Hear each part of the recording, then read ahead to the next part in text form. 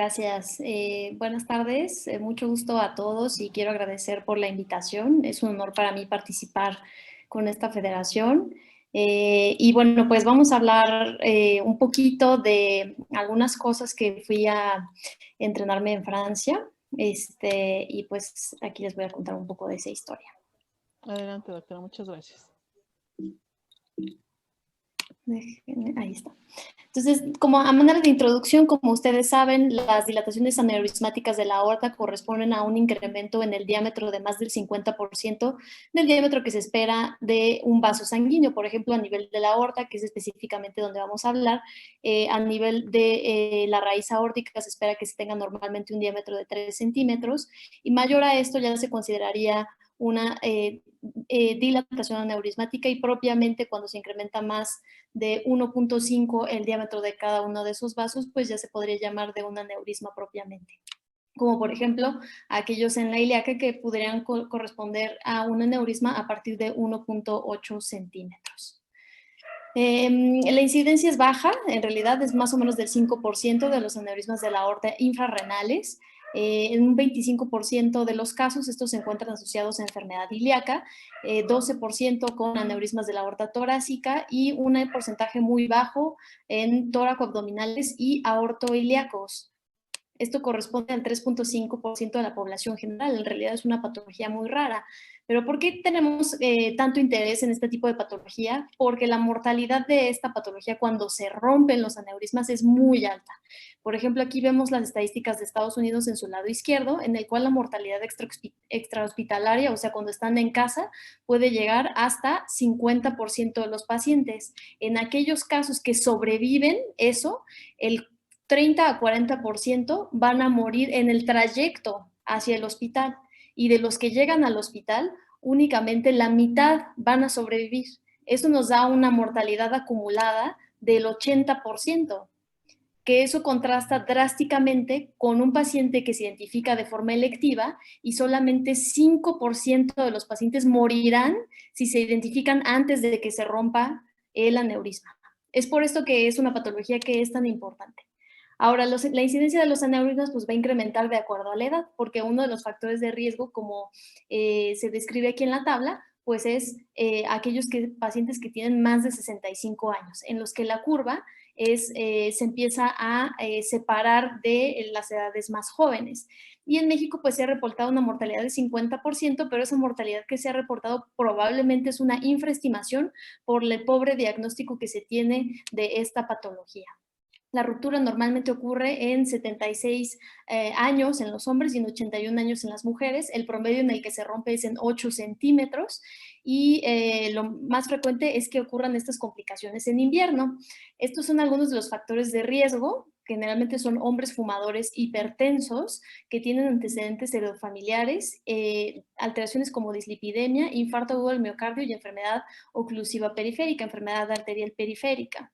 Vean cómo fumar es de los factores más importantes. ¿Por qué? Porque favorece mucho la aterosclerosis hasta 5.1 veces más que cualquier otro factor. Incluso si lo comparamos con enfermedad coronaria, que es de 1.5 veces, es como fumar equivale a tener enfermedad coronaria 3 veces más o hasta 4 veces más. De ahí la importancia de eliminar este tipo de factor de riesgo. Las características de los aneurismas pueden ser tanto fusiformes, ¿sí?, como saxiformes. Los fusiformes son los que están en este primer imagen que les pongo, que es como una pera, ¿no? Y los saxiformes, que es aquellos en los que les puse un rayo ahí eléctrico para llamarles la atención, porque esos saxiformes son como cuando se ha ocurrido un chichón en las llantas que se han metido a un bache. Eso es el saxiforme, y ese es el que corre más riesgo de romperse, más que los fusiformes. ¿Por qué? Porque la debilidad, así como ocurre en las llantas de los automóviles, la debilidad que ocurre en la pared en ese nivel favorece que ahí puede ocurrir la ruptura de la aorta. Del 10 al 20% de los casos van a ser saxiformes, y casi todos van a tener un trombo laminar, que es este que les dibujo en la presentación. Este trombo laminar pues va a ocurrir por las alteraciones en la turbulencia del flujo, y como se puede ver en la tomografía del lado izquierdo, esa zona que se ve como una T es la que corresponde al trombo laminar, y la sangre pasa en donde se encuentra ese símbolo de asterisco. La mayor parte de los aneurismas son de etiología degenerativa. Eso es una combinación de inflamación con recambio de la matriz extracelular y no es nada más ateroesclerosis. Todo esto es una malla compleja de interacción entre fumar, inflamación por obesidad, inflamación por diabetes, inflamación por enfermedades crónicas como artritis reumatoide o algunas autoinmunes como lupus eritematoso sistémico. ¿Qué es lo que pasa? Pues se degeneran las fibras de elastina que hay en el aneurisma y esto, además de las turbulencias de flujo que se van a asociar, pues va a provocar que haya un crecimiento progresivo de la aorta. Y que por supuesto se va a ver empeorado en aquellos pacientes que tengan algunas patologías propias de la colágena como síndrome de Marfan o Ehlers-Danlos. Igualmente, hay algunas bacterias que pudieran favorecer este tipo de problemas como son el micoplasma. Y bueno, aquí vemos cómo es un desequilibrio entre las metaloproteinasas, que son las enzimas que nos van a dar la formación y la degradación de la colágena, y algunos de los inhibidores que se ha visto que favorecen regresar a este equilibrio de las enzimas metaloproteinasas es la doxiciclina. De ahí que existe controversia de dar este tipo de antibiótico para el tratamiento de los aneurismas de la aorta abdominal. El diagnóstico es muy raro hacerlo realmente por clínica porque a veces se puede tener una masa pulsátil, como se os demuestro en la imagen, pero en la mayor parte de los casos es incidental. ¿Por qué? Pues porque hay muchas cosas que están antes de la aorta, que está básicamente junto a la columna, y es difícil que nosotros podamos palpar si hay un tejido adiposo amplio en el abdomen, el intestino, si hay gas intestinal. Es complicado que nosotros podamos tener una exploración física adecuada. Se puede complicar con ruptura y expansión abrupta y podemos tener ruptura hacia el peritoneo, como se ve en su imagen inferior, o contenida hacia el retroperitoneo. Cuando la ruptura es libre hacia el peritoneo, pues la cantidad de hemorragia es tan importante que es difícil el salvamento del paciente. Y cuando se rompe hacia el retroperitoneo, se contiene este sangrado y el paciente tiene oportunidad de acceder a quirófano para su manejo. Algunos signos clínicos que podemos ver a través de la piel de este tipo de rupturas hacia el retroperitoneo son estos signos como el signo de Cullen, que se puede también ver en pancreatitis necrotizante. Además, los pacientes pues tienen hipotensión, síncope y la tríada clásica del aneurisma de la aorta abdominal es masa palpable, hipotensión y taquicardia. Hay algunas otras patologías que se pueden asociar por compresión de la aorta, que es la aorta está tan grande que comprime el duodeno y te da saciedad temprana, comprime la vena renal que está adyacente y da trombosis, comprime las arterias adyacentes y da trombosis arterial, puede erosionar los cuerpos vertebrales y dar lumbalgia, o incluso el trombo mural que está en el interior se puede fracturar, dar embolismo periférico.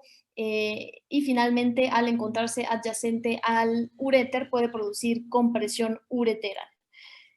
Aquí están algunas de las complicaciones como los embolismos distales que se ven únicamente con alteración a nivel digital. Esta es una fístula que se puede hacer por inflamación crónica hacia la cava, y si es una fístula aortocava que produce una falla cardíaca de alto gasto.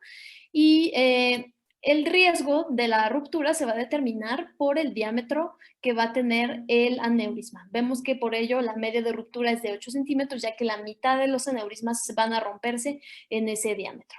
Y la indicación de tratamiento de todos estos pacientes va a ser a partir de 5 centímetros. En las mujeres es mejor a partir de los 5 centímetros porque las mujeres solemos rompernos el aneurisma antes, a diferencia de los hombres que es a partir de 5.5 centímetros. Entonces, en las mujeres, ojo, porque tenemos mayor riesgo de ruptura. Y bueno, hay algunos tratamientos médicos que se pueden utilizar para optimizar los resultados de esta patología que es tan grave, pero que tiene excelentes resultados en el manejo electivo. Lo más importante son las medidas higiénico-dietéticas, como en todas estas patologías crónico-degenerativas, sobre todo la suspensión del tabaquismo, y algunos otros son el control de la tensión arterial, como ya hemos discutido, que se encuentra asociada a la hipertensión con beta bloqueadores, incluso con IECA, sobre todo para la protección renal, algunos antibióticos y las estatinas a dosis altas para disminuir la acumulación y la degeneración por ateroesclerosis. El riesgo quirúrgico pues se va a determinar por si el paciente es una urgencia o es un procedimiento electivo y también por otras comorbilidades, sobre todo la falla renal. Como lo vemos en esta tabla, la elevación de la creatinina es el factor más importante asociado a mortalidad en estos pacientes. Otra cosa que se debe de vigilar en estos casos es la tasa en la cual van creciendo anualmente, de ahí que cuando se diagnostican estos pacientes se debe de hacer de forma seriada un estudio en el cual podemos medir el diámetro y determinar si crece más de medio centímetro cada 6 meses. Si la tasa excede eso, entonces el paciente también debe de someterse a un tratamiento quirúrgico o endovascular. Y ahora sí, lo que una vez esta introducción amplia, les quiero hablar sobre el tratamiento endovascular que se puede ofrecer actualmente para este tipo de patología. Primero que nada, pues para ingresar a una sala de hemodinamia debemos de contar con todo el equipo de protección. A veces es complicado contar con todos estos equipos. Aquí les quise mostrar una foto de mía antes de entrar a algún procedimiento de intervención. En ella podemos ver 3 dosímetros. Uno que se usa es un dosímetro, el primero que está en amarillo abajo, es un dosímetro que se utiliza para recoger la radiación en la exposición habitual en el hospital fuera de la sala de hemodinamia. El dosímetro que se encuentra por arriba, que es el gris, se debe de utilizar para la utilización dentro de la sala de hemodinamia, y el anillo que se ve en mi mano izquierda, que se debe de utilizar por el operador para cuantificar la cantidad de dosis que recibe de radiación cuando se hace una intervención endovascular. Igualmente, cuento con un equipo de protección que es un chaleco, un collarín para tiroides plomado, un sombrero plomado para disminuir el riesgo de carcinoma vasocelular en la frente y unos lentes plomados que sirven también para disminuir el riesgo de cataratas por la exposición a la radiación. La reparación de los aneurismas de la aorta abdominal se puede hacer tanto en sala de hemodinamia como en el quirófano con un arco en C de forma endovascular. Sin embargo, lo ideal, estos son algunos ejemplos de cómo se puede hacer una reparación de forma endovascular en quirófano. Así se pueden obtener imágenes, sobre todo con este tipo de arco en C, que es un arco en C que cuenta con básicamente todo, inyector y la manivela que nos sirve para dirigir el arco en C, y obtener imágenes tan buenas como aquellas que se obtienen en la sala de hemodinamia. Sin embargo, pues lo ideal en estos casos sería contar con una sala híbrida. Aquí les muestro cuál es la conformación de la sala híbrida. Este tipo de salas tiene un espacio muy grande, cuenta, como pueden ver hacia el fondo, con todo el equipo de la máquina de anestesia, un stock de material endovascular que está al fondo, que son todos esas estantes que se ven al fondo, un arco en C que está fijado hacia el techo. Ese arco en C nos permite hacer una tomografía circunferencial del paciente y al mismo tiempo hacer fusión de la imagen angiográfica, como lo vamos a ver en las imágenes de más adelante. La ventaja de este tipo de salas es que también la mesa de hemodinamia tiene la facilidad de moverse normalmente como se hace una mesa de hemodinamia, pero también hacer ajustes hacia lateral y en Trendelenburg para como si fuera un quirófano habitual. Aquí les doy un acercamiento del arco en C en una toma desde el arco en C y los dispositivos de vigilancia vascular que se tienen en estos casos en la sala híbrida. Igualmente se adjunta la vigilancia neurovascular con un electroencefalograma, la vigilancia del NIRS, y eso nos permite ver la perfusión diferencial que hay entre las extremidades, el cráneo y las extremidades superiores y las inferiores. Aquí les muestro cómo es que se puede preparar el paciente. El paciente se prepara, ahora aquí les voy a hablar específicamente de la reparación endovascular del arco aórtico, que es uno de los procedimientos más de mayor innovación y de menor invasión que se están haciendo en la actualidad. Se prepara desde el cuello del paciente hasta la región inguinal del paciente, se marcan por ultrasonido ambas ingles a nivel de la femoral común para disminuir el riesgo de complicaciones, como se ve en su imagen del lado inferior derecho, y en su imagen del lado izquierdo se ve cómo se ha preparado el cuello. Aquí se ve cómo está organizada la mesa en la cual se encuentra todo el material endovascular y la endoprótesis, que ahorita es la que se ve en las manos. Todas las guías que se van a utilizar y la organización se ve con los campos quirúrgicos y todos los elementos estériles para proteger la mesa y el arco en C. Aquí se ve cómo todo está protegido con material estéril y se cuenta también con monitorización electrocardiográfica avanzada. Igualmente se cuenta con un instrumental completo en caso de que hubiera alguna ruptura y se necesitara hacer una conversión inmediata. Se tiene toda la tecnología para hacer tanto la aspiración de altos flujos como la administración de flujos altos y recuperador celular, así como la capacidad de incluso de utilizar una bomba de circulación extracorpórea en esa misma sala de intervención. Aquí tenemos otra visión del acomodamiento de la sala y cómo es que queda el paciente previo a que se vaya a realizar la intervención quirúrgica. Las imágenes del lado derecho se observa cómo está la tomografía con reconstrucción de el aneurisma que está involucrando el arco aórtico. Se debe de hacer una exposición carotídea bilateral, ya que las endoprótesis que van a utilizarse para reconstruir el arco aórtico se van a ingresar desde la carótida en ambos lados e igualmente a través de la subclavia del lado izquierdo. Una vez que se ha expuesto la carótida, como se ve en estos dos sitios, se ponen dos introductores en cada uno de los lados. Se debe por ello de tener mucho cuidado de tener una vigilancia neurológica importante con NIRS y electroencefalograma durante ese transoperatorio para vigilar microembolismos que puedan ocurrir durante la colocación de estos dispositivos. Aquí, como se puede ver en la imagen del lado derecho, están unas guías angiográficas. Esas guías angiográficas son las que se encuentran en este momento canulando el origen de las carótidas en ambos lados.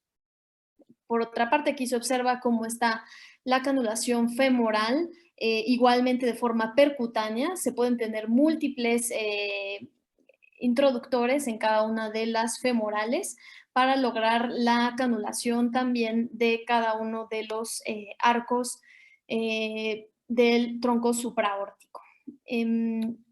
Y es muy importante, vean el tamaño de la endoprótesis, es una endoprótesis muy grande y ese tamaño de endoprótesis se debe de purgar como se ve en el lado derecho con CO2. A diferencia de las endoprótesis de la aorta abdominal que se purgan normalmente con solución heparinizada, estas endoprótesis se deben de purgar con CO2 para evitar el riesgo de embolismo hacia el cerebro.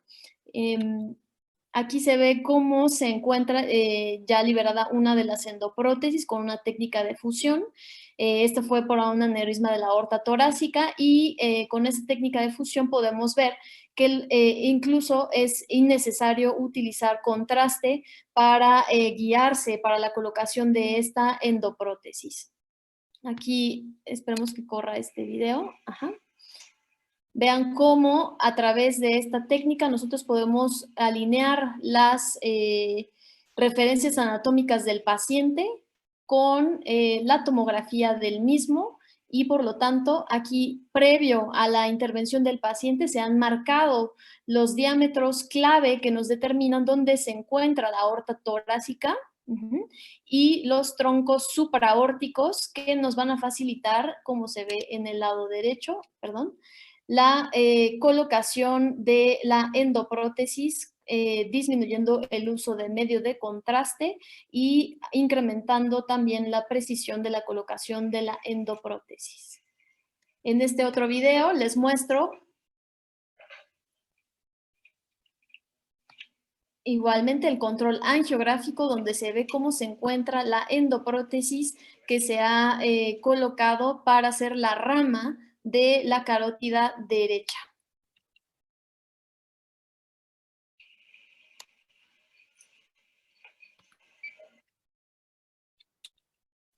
Aquí en esta otra imagen les muestro, ya se colocó otra, este es una stent, no es una endoprótesis, es un stent que se colocó hacia la carótida del lado izquierdo y finalmente la subclavia se va a canular por vía aórtica de forma retrógrada, utilizando las referencias que ya se tenían previamente calculadas en la reconstrucción 3D de la tomografía del paciente.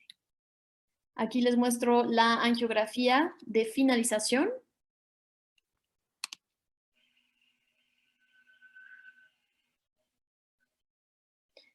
En la cual se observa la carótida, el tronco brachiocefálico, la carótida izquierda y la subclavia izquierda, sin endofugas y con una reparación completa del arco aórtico sin necesidad de hacer incisiones mayores en el paciente y con ni la necesidad de utilizar circulación extracorpórea para la reparación de estos casos. Ahora, ¿qué otras cosas hay en la innovación de estas prótesis? Porque estas prótesis, por supuesto, que son muy costosas y deben de hacerse de acuerdo al paciente. Ahora sí que se mandan a hacer, se manda la tomografía, se manda al centro, que por lo general es Cook, el que hace el laboratorio que hace las reconstrucciones de este tipo de aorta, y ellos fabrican una prótesis que es específica de la anatomía de cada paciente. De ahí el incremento del costo de estas prótesis y la restricción a la realización de este tipo de procedimientos en centros de alto volumen. En cuanto a la angiología y la cirugía vascular, pues se ha enfocado en este tipo de prótesis que lo que buscan pues es restablecer la circulación del flujo y como ha habido en muchas ocasiones una restricción en la disponibilidad de prótesis, pues se ha tratado de buscar algunas otras opciones como la impresión de tejidos vasculares. ¿De qué se trata esto? Es básicamente una impresora 3D que lo que está buscando es hacer un tejido que esté hecho con una tinta. Esta tinta contiene células y una matriz extracelular que lo que hace es que va a imprimir el tejido que nosotros queramos. En donde se han tenido más avances, pues es en la impresión de válvulas cardíacas. Actualmente es posible hacer la impresión de válvulas cardíacas 3D y se está trabajando en la impresión de tejidos vasculares. ¿Por qué? Porque se trata de ahorrar tiempo, porque el tiempo de la manufactura de una endoprótesis como las que les mostré es de alrededor de 3 meses y en los contextos de urgencias pues no se puede esperar 3 meses para la fabricación de este tipo de endoprótesis. Y este tipo de endoprótesis por impresión 3D ofrecería la ventaja de tardar horas en la realización de esa endoprótesis. La técnica que más frecuentemente se utiliza para hacer este tipo de impresión de tejidos vasculares es la microextrusión. Y ahorita les voy a mostrar algunos videos. Como se ve aquí en la imagen del lado izquierdo, la microextrusión puede utilizarse en cualquiera de estas técnicas de impresión 3D. La impresión 3D básicamente es como una impresora como la que tenemos en casa, o puede inyectar ya sea por goteo o como una tira, como se observa en la opción B de su imagen superior del lado izquierdo. ¿Cuáles son los alcances de esto? Pues es que nosotros logramos hacer una impresión de un tejido que tenga la capacidad de tener una interacción con el medio y que sea lo suficientemente fuerte como para tolerar las fuerzas de tensión que sufre la aorta en cada latido. Aquí en la imagen del lado izquierdo lo que les muestro es que ya se pueden hacer matrices, o sea, tejido impreso que tenga capilares. Como se ve en la imagen del lado izquierdo, esos círculos verdes son los capilares que se pueden hacer, incluso se ve arriba un poco más claro, los capilares que se pueden hacer en una matriz que sea impreso con tejido, con células humanas y con células de adipocitos generalmente, es de donde se hace la diferenciación de este tipo de material. Hay otras técnicas en las cuales pues, se trata de hacer una impresión organizada, como se ve aquí, pero es un poco menos eficiente. Se trata de imprimir este tipo de tejido para simular un vaso sanguíneo. Y otras aquí un poco más avanzadas en el cual se hace entrecruzamiento de polímeros. Miren, esta es la foto de la impresora 3D.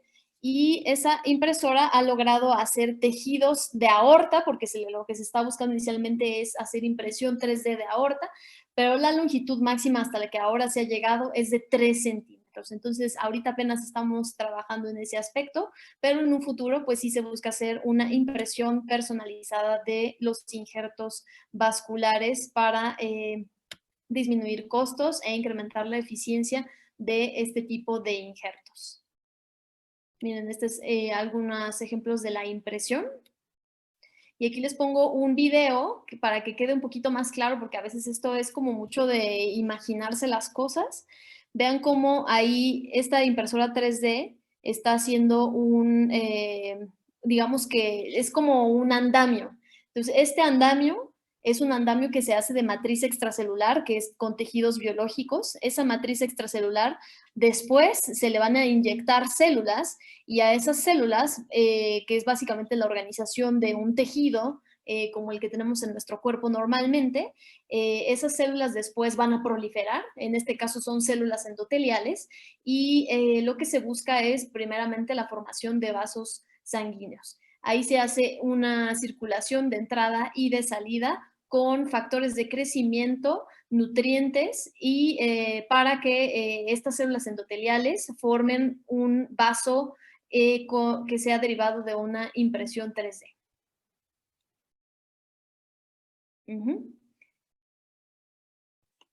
Entonces, la impresión 3D pues, es una opción que se puede ofrecer para los reemplazos vasculares, porque actualmente pues, la demanda de este tipo de injertos ha incrementado y la disponibilidad no es muy buena, sobre todo en contextos como el nuestro, en el que los costos pueden ser restrictivos.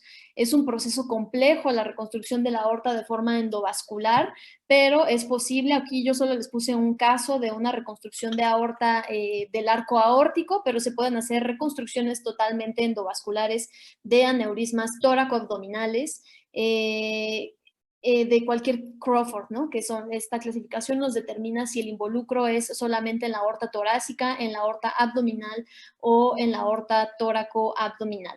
La ventaja de la impresión 3D en estos casos sería que es biomimético, es elástico y que no va a favorecer la trombogénesis, que formen coágulos, como cualquier tipo de prótesis que pues siempre van a ser un cuerpo extraño y estos pueden favorecer la trombosis y la falla de la endoprótesis. Entonces, es posible que la bioimpresión logre la personalización de los injertos a largo plazo, pero bueno, ahora a corto plazo es bueno que sepamos que ya existen prótesis que están hechas a la medida del paciente y que pueden disminuir las comorbilidades de la utilización de circulación extracorpórea y de recambios y reconstrucción del arco aórtico en el contexto incluso de una sedación únicamente con anestesia local. Aquí les dejo mis redes sociales por si quieren contactarme o tienen dudas al respecto. Y estoy libre para preguntas. Gracias, doctora. Pues qué impresionante el ver esta situación actual que se está llevando a cabo. Creo que a los pacientes les va mucho mejor por lo que veo. Me queda claro el someterse a una cirugía cardíaca con revascularización de vasos supraórticos, pues no es nada fácil. Más o menos estamos hablando de 10 horas, ¿no? O más. Y con esto, pues, totalmente diferente. Una ganancia en tanto toda la situación fisiológica, hemodinámica del paciente, incluso hasta con sedación, que era lo que usted nos estaba refiriendo, doctora. Es impresionante. ¿Cuánto es el costo en situación? Porque tendríamos que ver costo-beneficio. Claro. Si es un paciente que se someterá a una cirugía cardíaca y vienen múltiples complicaciones por la misma revascularización, ¿no?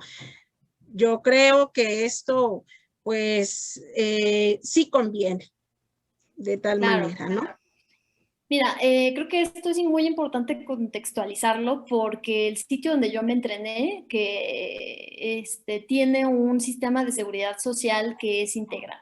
Entonces, básicamente tú no tienes que pagar nada cuando vas al hospital y tienes disponibilidad de todos los injertos que quieras, todos, así, el stent que quieras, el balón que quieras, y únicamente lo que tienes que hacer es ser ciudadano de ese sitio, ¿no? Incluso las personas que no tienen hogar tienen acceso a ese tipo de salud.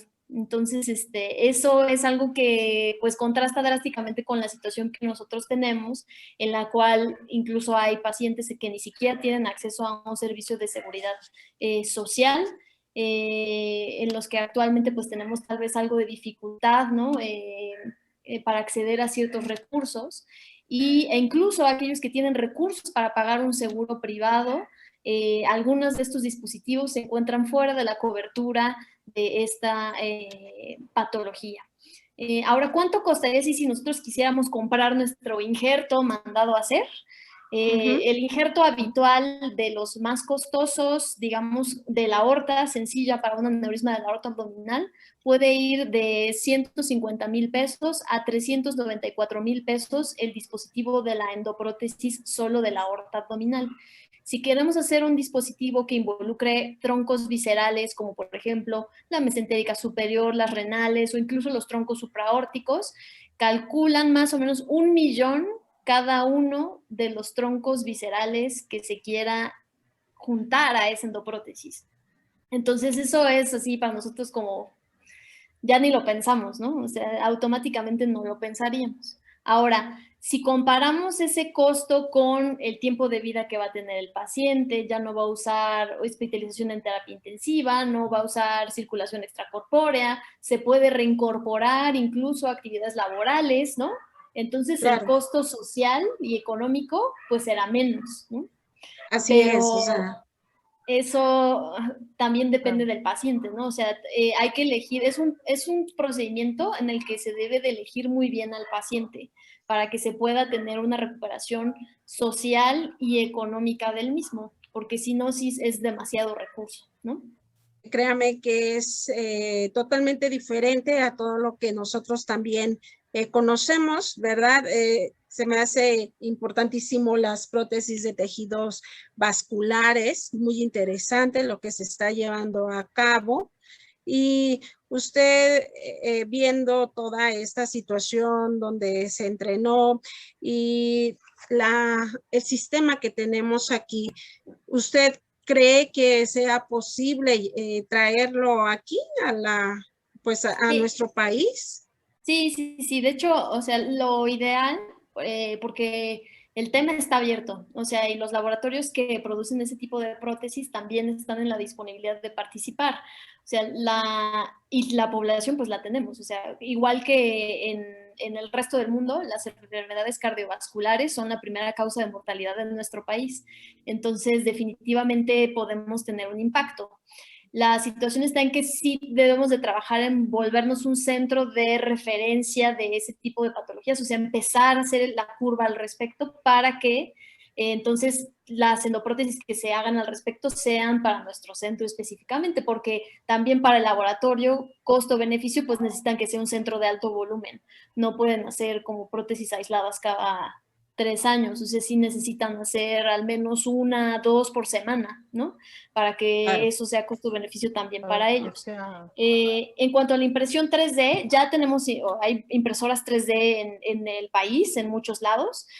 Una gran parte del uso de las impresoras 3D es sobre todo para entrenamiento endovascular, que eso no lo toqué aquí, pero sí se usa para entrenamiento endovascular porque tú puedes llevar tu tomografía y se la das a la persona que tiene la impresora 3D y te imprime la aorta que tú quieras, por ejemplo, y puedes hacer incluso en sala de hemodinamia con uso de guías y todo, simular que estás colocando tu endoprótesis o tu stent o lo que quieras simular. Ese es un papel súper importante de la impresión 3D, pero y fíjate que no es tan costoso. O sea, la impresora 3D si tú así te la puedes ir a comprar a casi el Office Depot, porque es accesible. Lo que es costoso es el biomaterial, o sea, tener una tinta que tenga células, que tenga matriz extracelular y que tú veas además que la interacción de cierta matriz extracelular sí sobreviva con los adipocitos que diferenciaste a tejido endotelial.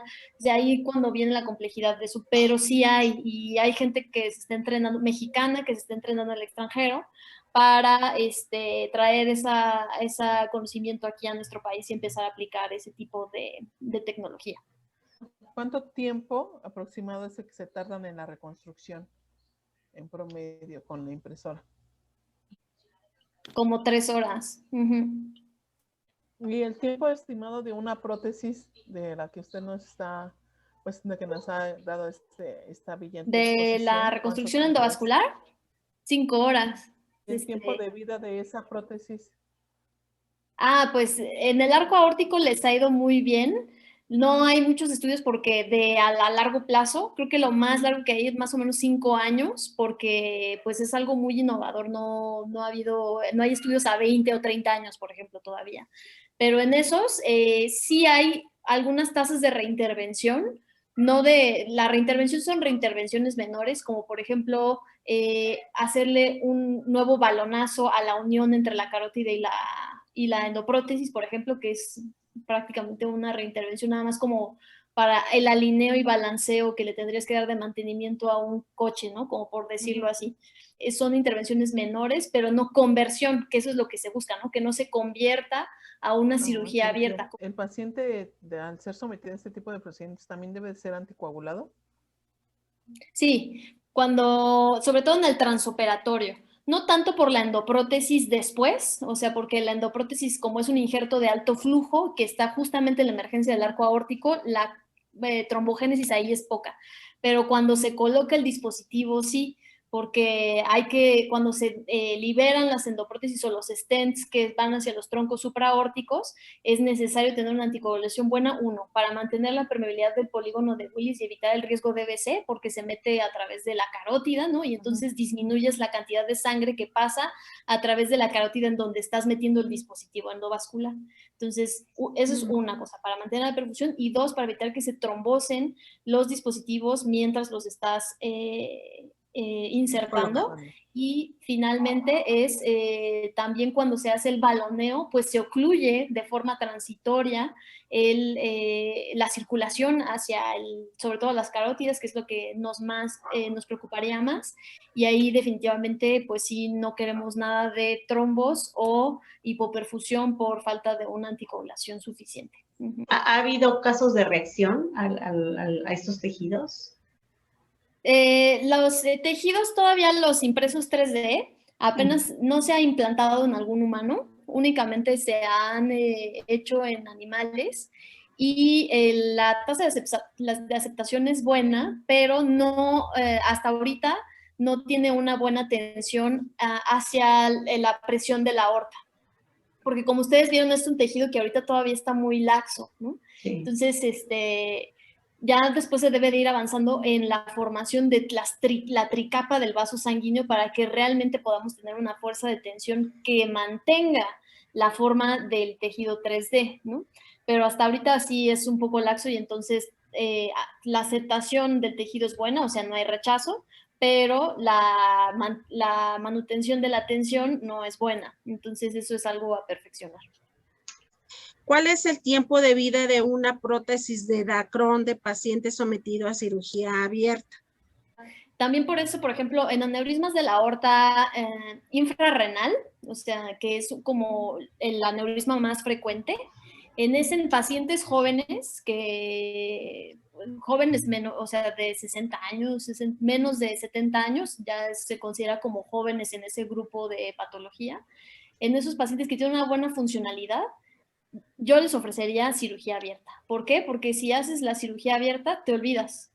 Ya no hay reintervenciones, ya el seguimiento a largo plazo, digamos que ya no hay preocupación, a diferencia de las aneurismas que se reparan por endovascular, que el mismo es el caso del arco aórtico, toracoabdominal, que sea, se tiene que hacer forzosamente un seguimiento, o sea, muy estricto, porque hay, digamos, que se pueden ir desacoplando las uniones que hay, y eso puede provocar endofugas. Y las endofugas, si no se identifican, de nada sirvió. Es como tener un dispositivo adentro que lo único que está haciendo es como adornando la aorta en lo que sigue creciendo y teniendo el riesgo de romperse. Entonces, cuando se identifica algún problema de forma endovascular, pues hay que tratarlo, se utiliza más material, se puede utilizar una extensión, hacer embolizaciones, en fin, hay varias maniobras que se deben de hacer, pero pues sí necesitas más reintervenciones para mantener esa endoprótesis permeable y sin complicaciones por largo tiempo. Y pues la cirugía ahora sí que como quitas bueno, no quitas el aneurisma, o sea, abres el aneurisma y conectas directamente hacia la aorta sana tu prótesis de Dacron, pues ahora sí que ya ahí se resuelve prácticamente la patología, a menos que tuvieras una infección, que bueno, pues ya ese es otro tema, ¿no? Claro. Pero o sea, ahora sí que la permeabilidad de un abierto en aorto ilíaco es buenísima, es como si tuvieras otra vez tu aorta nueva otra vez.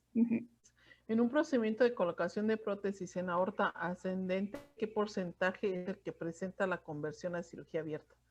En ascendente sola casi no se pone, a menos que se haga cirugía abierta y se ponga un dispositivo que se llama Toraflex, que vaya es un dispositivo endovascular también, que sirve para sustituir el arco aórtico. Pero pues ya vienes la parte en la que tú sustituyes la aorta ascendente quirúrgica. Aquí, por ejemplo, en la imagen que les mostré, ahí sí reconstruimos la aorta ascendente, pero junto con todos los troncos supraórticos en una aorta normal. O sea, no era una aorta dilatada, porque si tienes una dilatación de la aorta ascendente, hasta ahora el tratamiento estándar sigue siendo quirúrgico. ¿Cuáles son los tipos de suturas para fijar el injerto? El injerto de Dacron, ¿no? Ajá. Los injertos de Dacron se pueden utilizar dos suturas para fijarlo. Una es el prolene vascular y la otra, dependiendo de dónde esté, si es en la aorta, yo prefiero usar 3 ceros. Sí, a veces las aortas de las mujeres son un poco más pequeñas y entonces utilizo 4 ceros, pero regularmente 3 ceros para la aorta infrarrenal y para las ilíacas un 4 o 5 ceros. Se pueden utilizar otras suturas como las suturas de PTFE, que esas son buenas suturas porque disminuyen el riesgo de sangrado cuando se hace se atraviesa el injerto, ¿no? Porque la aguja es más pequeña que la sutura, a diferencia del prolene que la aguja es más grande que la sutura, entonces pueden quedar un poco de fugas al hacer la anastomosis a ese nivel. El CO2, hay preguntas sobre el CO2, doctora. Es la que ando buscando. Sí, el CO2 es súper importante porque normalmente pues diríamos, ay, es que el CO2 es un gas y entonces va a embolizar y vamos a tener un EBC, un embolismo gaseoso hacia el cerebro, pero en realidad no. En realidad lo que ocurre es que ese gas fácilmente se disuelve cuando entra a nuestro organismo y después se expira, ¿no? Se elimina a través de los pulmones. Lo único en lo que se debería de tener cuidado con ese CO2 es que no tengamos pacientes que tengan una función pulmonar muy pobre, un EPOC muy avanzado y que entonces sí provoque retención de CO2 el que nosotros hayamos purgado nuestro injerto con eso, ¿no? Con CO2, pero eso es solo para arco aórtico. También se usa para torácica, para reparación de aorta torácica después de la subclavia o cuando se tapa la subclavia también se puede usar, pero esos convencionalmente tanto los torácicos como los abdominales únicamente con solución heparinizada porque generalmente no se va más allá de la carótida, ¿no? Bueno, no se debería de ir más allá de la carótida si es que no se hace un puente carótido subclavio. ¿Cuáles son los cuidados posoperatorios de la impresión 3D y si varían de los que están en una endoprótesis? Sí, pues es que la impresión 3D pues todavía no sabemos, ¿no? Porque como solo se ha intentado hasta ahora en animales, pues entonces no, en realidad no hay como un cuidado específico de eso porque no ha sido exitoso en un humano, ¿no? Entonces hasta que tengamos esa información, pues sabremos, ¿no? Pero hasta ahorita en ese caso no sabemos. La endoprótesis, el cuidado especial que tendríamos que tener básicamente pues es vigilar que el paciente no tenga un evento vascular cerebral cuando hablamos de reconstrucción del arco aórtico y para eso pues debemos de valorar las diferencias en el NIRS, que se debe de poner el NIRS tanto del lado derecho como del lado izquierdo para que nosotros podamos valorar la perfusión cuando ponemos el dispositivo a través de la carótida derecha o a través de la carótida izquierda. Veamos un diferencial importante. Igualmente cuando ponemos el dispositivo endovascular a través de las piernas, comparar el NIRS del cerebro con el de las piernas para valorar también estas gradientes de perfusión que nos pudieran orientar a una complicación, ¿no?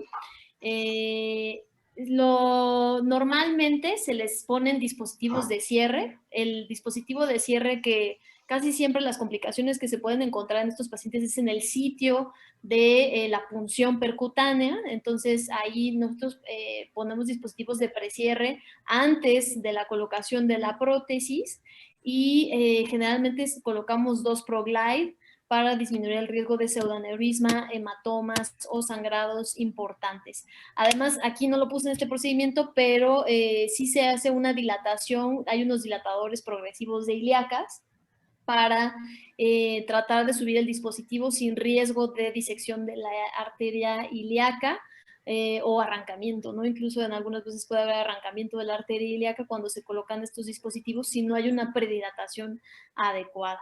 El dispositivo de cierre no se usa en carótida se hace cierre directo, por eso se hace la disección carótida aquí. ¿Por qué no se usa dispositivo de cierre en las carótidas? Pues porque uno, no está aprobada por la FDA su utilización a ese nivel, el dispositivo de cierre, el ProGlide, y 2, porque sí te incrementa el riesgo de un EBC en ese nivel, ¿no? Y tampoco es un sitio donde se recomiende hacer compresión, porque la compresión, como por ejemplo cuando se hace punción accidental al colocar un catéter, la compresión a ese nivel puede dar un riesgo de EBC de 10%, o sea que no es despreciable. 10% porque te pongan un catéter y te comprimen, pues es mucho. Entonces, ahí es el cierre directo, o sea, bajo visión directa con cirugía, haces el cierre del sitio de punción. Pues muchas gracias al colegio, a la federación. A mí es un placer estar con ustedes, compartir con ustedes la base de que la importancia de esto, de esta difusión, es que pues ustedes también identifican este tipo de pacientes y que sepan que existen estas opciones, que a veces vemos este tipo de pacientes y decimos, no, pues ya se acabó, ya no podemos ofrecer más, ¿no? Y que sepamos pues que siempre podemos dar más, ¿no? Y pues nada más, si necesitan algo, pueden acercarse conmigo, si tienen dudas. También pues yo tengo otros expertices en otras cosas que si quieren podemos platicar después y así para que los pacientes puedan tener un tratamiento verdaderamente integral en el que ustedes sepan qué es lo que están manejando, sepan las posibles complicaciones, el pronóstico y nosotros podamos apoyarnos en ustedes para que los resultados sean los mejores, ¿no? Okay, qué amable. Y algo, quiero solamente decir un punto, algo muy importante, doctora. La sospecha del aneurisma, ¿cierto? Es que, pues, no se sabe en un inicio, ¿verdad? Es con tanta confusión el diagnóstico que podemos empezar solamente con una gastritis, pensar que es una gastritis y llegar a tener un aneurisma. Entonces, mucho de estas situaciones nosotros como personal de salud nos dejamos, ¿no? En ese momento, solo es una gastritis, es un reflujo, es eso, pero no checamos. Entonces, bien importante lo que usted nos acaba de mencionar y bueno, pues muchísimas gracias.